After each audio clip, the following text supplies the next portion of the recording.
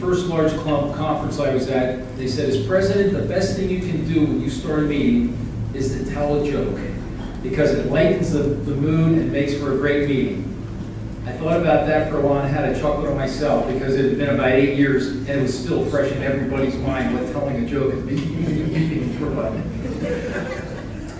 And now I'd like to turn the meeting over to Bob Gordon to introduce our program.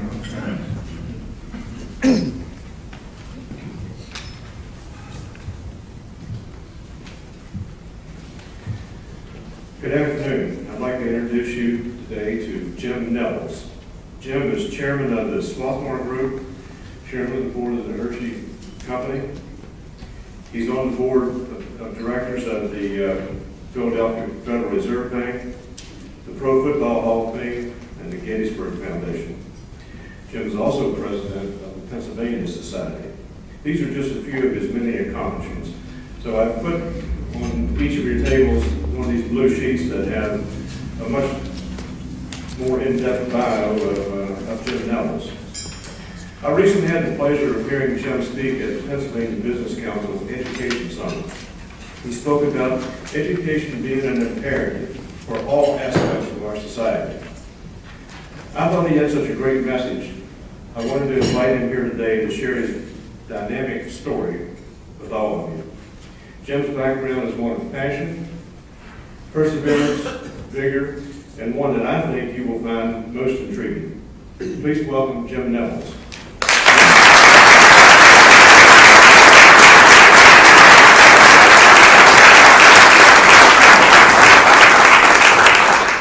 Good afternoon.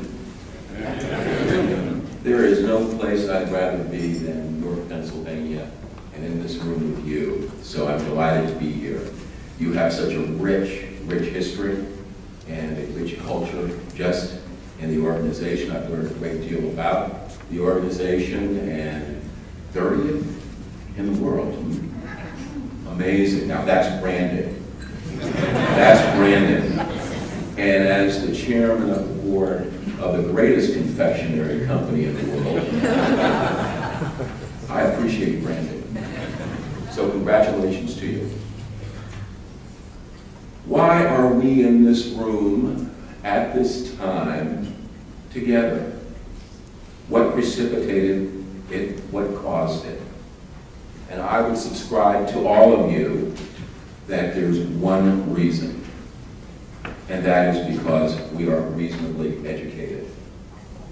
I don't care how many times you throw the dice. We could not be together in this room,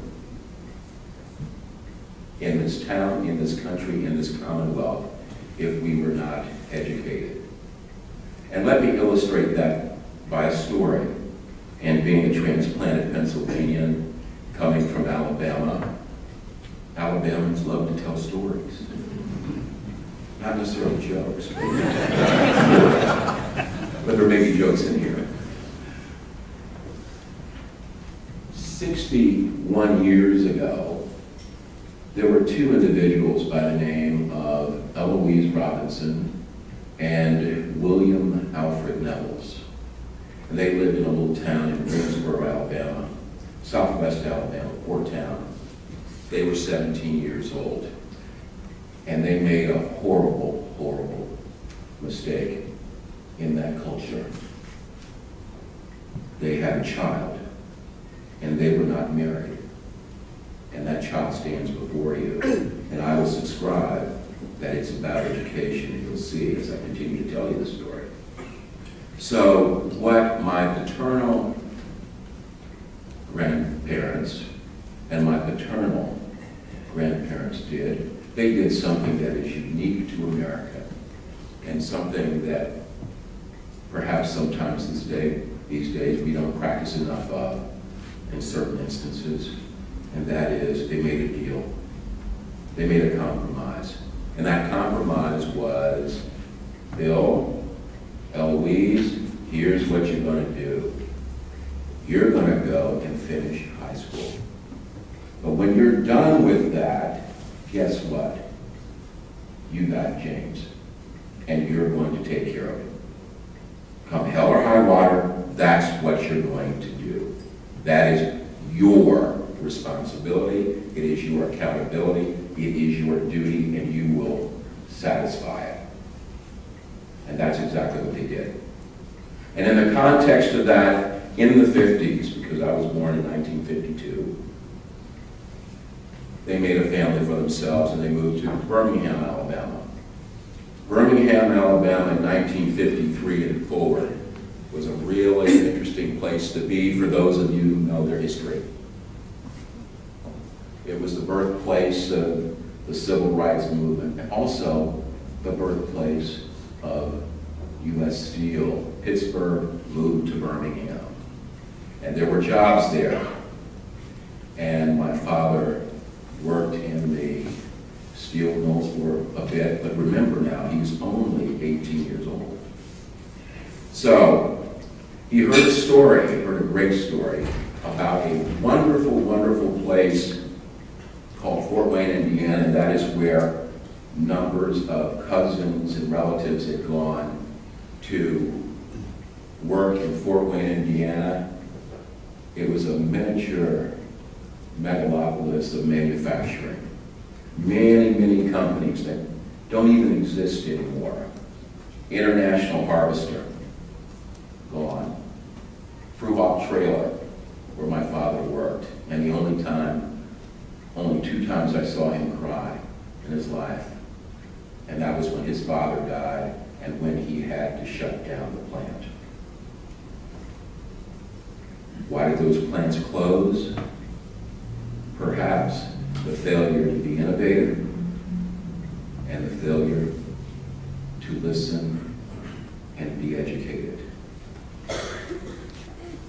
There were other great facilities there. Tocon, the greatest manufacturer, the largest manufacturer of gasoline pumps in the world. Not to mention Bowmar, which provided the instrumentation for John Glenn's Mercury 7 space capsule. And then there were other great companies. Magnavox, the manufacturer of the cathode ray tube, the genesis of color TV. It took technology, it took engineering, it took education. And the failure to have that education follow through resulted in the demise of great companies. But that's where my father went at 19 years old, alone, leaving his wife and his son, a mother who was a domestic, with grandparents. And during that period of time, I established the most unique and wonderful love affair that I think a child can, and that is the relationship with grandparents, particularly my grandfather. And this was a guy who was a nickel a week burial insurance policy for a black mutual insurance company called Booker T. Washington Insurance Company. And there I learned, or was educated, in the fine points of business, because my grandfather took me to the churches and we collected the nickels, and I put them in a purse and I marked them in a book, and I have a wonderful, wonderful picture of that. Coke bottle glasses, really big front teeth. These are not mine, these have been surgically enhanced. Putting in the nickel in. What did I learn from Papa? What I learned from Papa is the following. Never ask anyone to do what you will not do yourself. 2, never lie to a client, to a customer, to a friend. Because it's far more difficult to try to remember what you lied about and tell the truth to someone else. It's hard to remain truthful when you tell lies. And then finally, and very, very importantly, always put the client, the customer, your family, your community first. And he had the privilege of working for a great, great individual as I mentioned, a fellow by the name of A.G. Gaston. He lived to be 100 years old. And he took lemons and made lemonade out of it in Birmingham. He lived in a context of segregation, economic, racial segregation. And what he did was, he started with a savings and loan that still exists in Birmingham today, that took the funds and made loans to African Americans, and then he got another bright idea, he had an insurance company, hence the nickel a week insurance policy salesman guy that my grandfather was. And then he thought, well, people have to come to town for funerals, and they can't just stay in friends' homes. And after all, they can't stay in public accommodations. He came up with a motor lodge. So think about this. A vertically integrated business predicated on someone handing you a social lemon and then making lemonade out of it. Rather extraordinary indeed. And from that, I learned a great deal. Remind me to tell you the fast forward on Birmingham at the end of this tale. So, off to Fort Wayne, Indiana. My father sends for all of us, and we go to Fort Wayne. And attend public schools.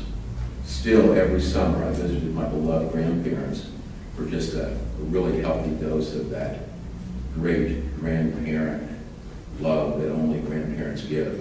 An accountant friend of mine said, children are the common stock, grandchildren are the preferred.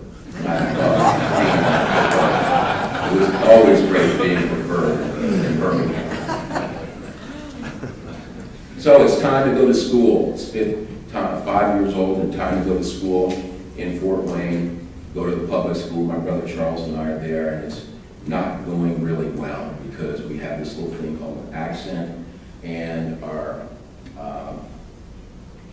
schoolmates really kind of make fun of us a little bit. And they also rough us up a little bit. And in the neighborhood in Fort Wayne, my mother saw this bus go through, a yellow school bus, and on the side of it was emblazoned St. John's Evangelical Lutheran School. Aha. Aha. Those black Southern Baptists all of a sudden decided that maybe Lutheranism might be okay. Especially for their kids. Especially for their kids. And I lost my father 5 years ago. It'll be 5 years and 3 weeks. And I had occasion to go through some of his things.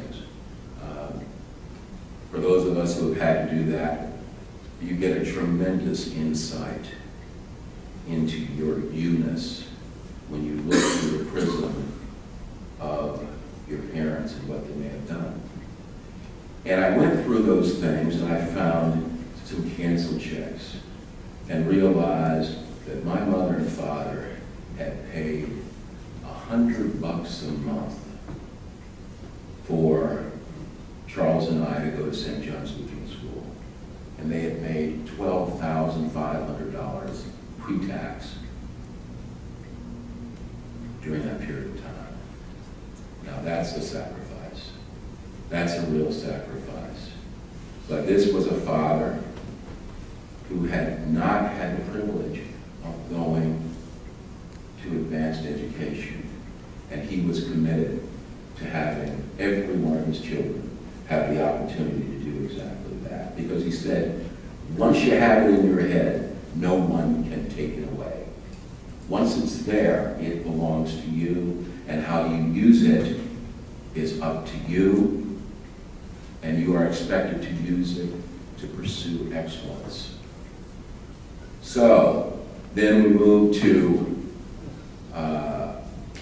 Concordia Lutheran High School in Fort Wayne, where I met an incredible, incredible woman. A.J. Retram was her name. She was from Georgia. She had lost her brother in the Battle of the Bulge, and she was my geometry teacher, and she was meaner than hell. She was really, really tough. And we all know that race doesn't matter, but in this instance, I'm going to tell you a story where race really kind of did matter. One day, I'm horsing around in geometry class. I'm in my second year and not taking it very seriously.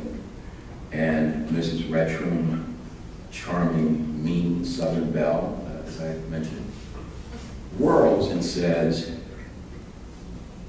"James Nevels, you of anyone in this class will need this learning. Because you, if you don't, are much more likely to go to jail or be terminally unemployed. And I'm not going to put up with it." Now, if you did that today, and I know because I know a little bit about education from the Philadelphia School District, that teacher would probably be reprimanded. But thank goodness for a time, a place, and a person, A.J. Retram here, Anna Jean Retram, to be precise. And then the story just gets even worse. I go home that evening. My parents and I sit down for dinner. Charles, Lois, my sister. The doorbell rings to the house. My father goes, opens the door, and it's Mrs. Retram. Oh boy. Oh boy. Mrs. Retram's here. In that instant in time, I thought of a couple of things.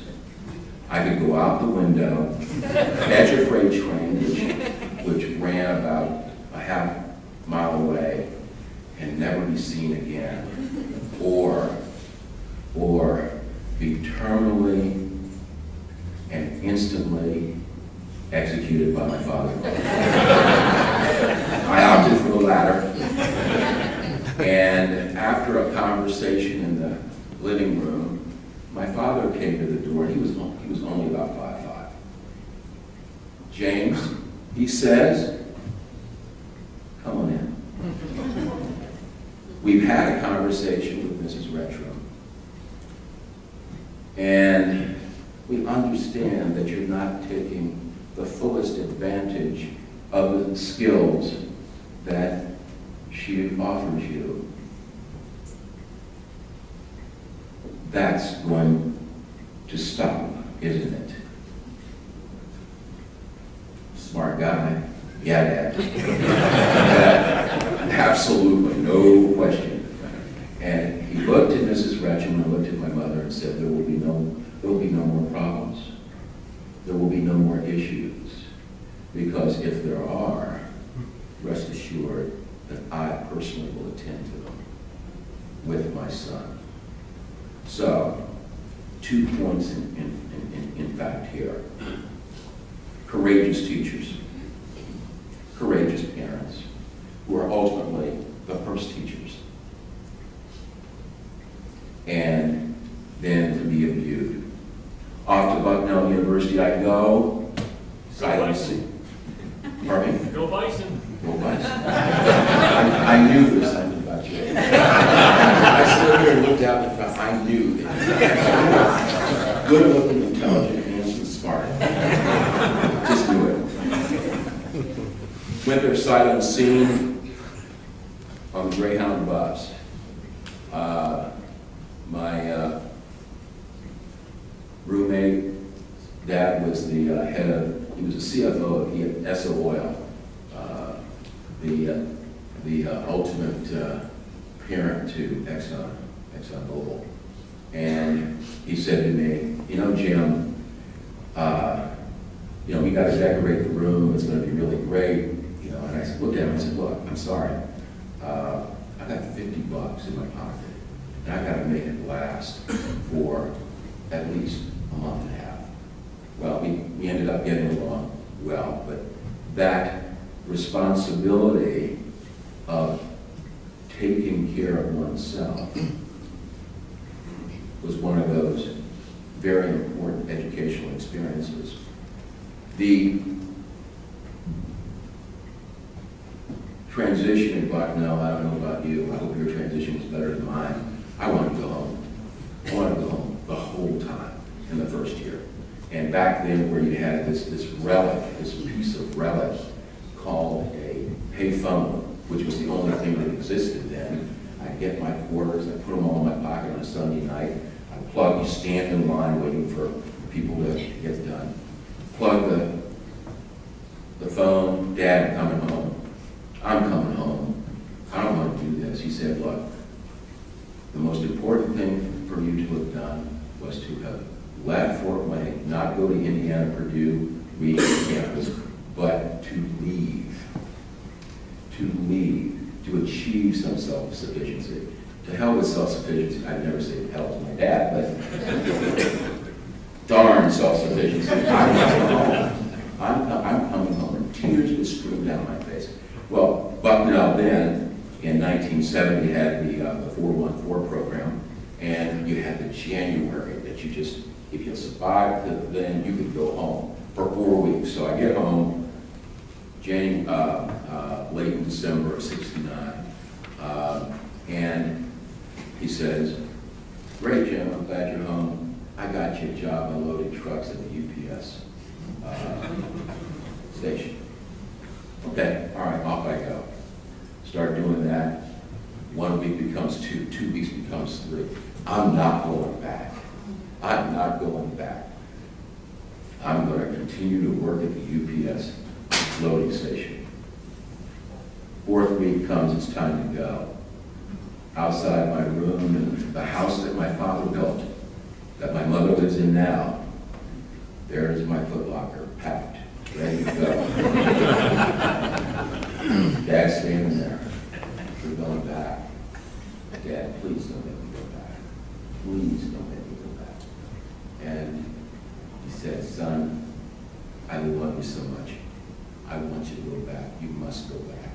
It will get better. It will get better. And you know what? He was right. It did get better. It got tremendously better. And from there, to law school, to business school, to practicing law, and yes, even to being called upon to do public service.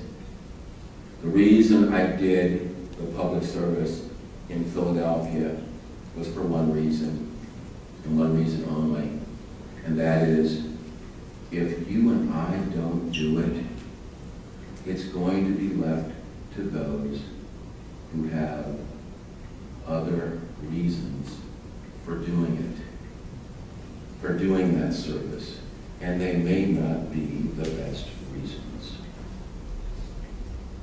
It is incumbent, and I've heard it here, I've heard it today, just how important education is, because I subscribe to the theory, and I subscribe to it passionately, that there are only 3 or 4 ways to become immortal in this life. In this life. I did not say the afterlife. But in this life, it is by being a parent, it's by being a caregiver, a mentor, and also, I believe, a donor to help young people. That is why I did the service. That's why I endured the slings and arrows, and you will endure the slings and arrows of service, because leadership is lonely. It's absolutely lonely. But A.J. Retro lives in me. Every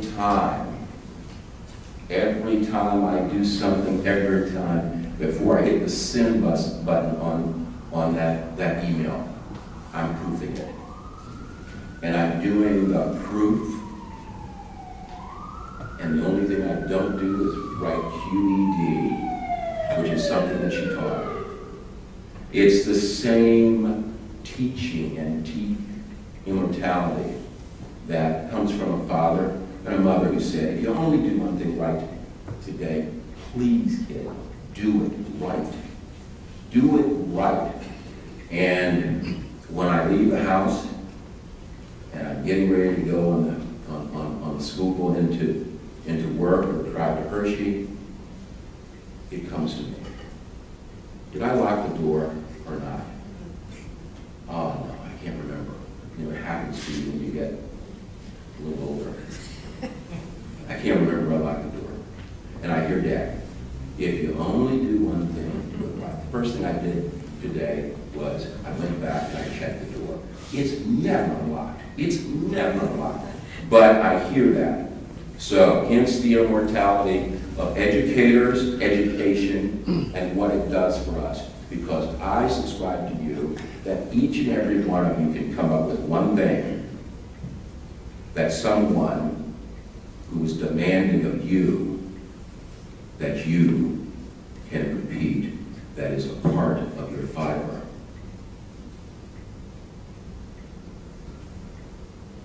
It's a long way from Greensboro, Alabama to Hershey, Pennsylvania. But it's about one thing. It's about a gentleman who in 1935 gave away his entire wealth, all of it, $65 million, to do what? Education. Education. And an incredible person whose wife Catherine said to him, and I've read this in all the archives because again, this is retro, this is just from this into me. Learn as much as you can about something before you start doing it. I looked in the archives and I found a note from Catherine Hershey to her beloved Milton saying, now that you've taken care of your boys, Milton, what about the girls and the colors? And she died less than a year after that. And Mr. Hershey integrated by gender in 1943 and by race in 1952. A supposed functional illiterate who did it differently than, in all due respect, Mr. Carnegie and others. He gave it all away for education. So, education affords one the greatest, and I believe the greatest opportunity for branding. And what my fervent hope with this very, very distinguished group, one that is obviously committed to education and citizenship. Come, let us be great citizens together. Come, let us work together for education, because I will tell you this, there is no doubt our civilization, our culture, our very essence depends on us coming together and serving. Let's do that together. Thank you very much.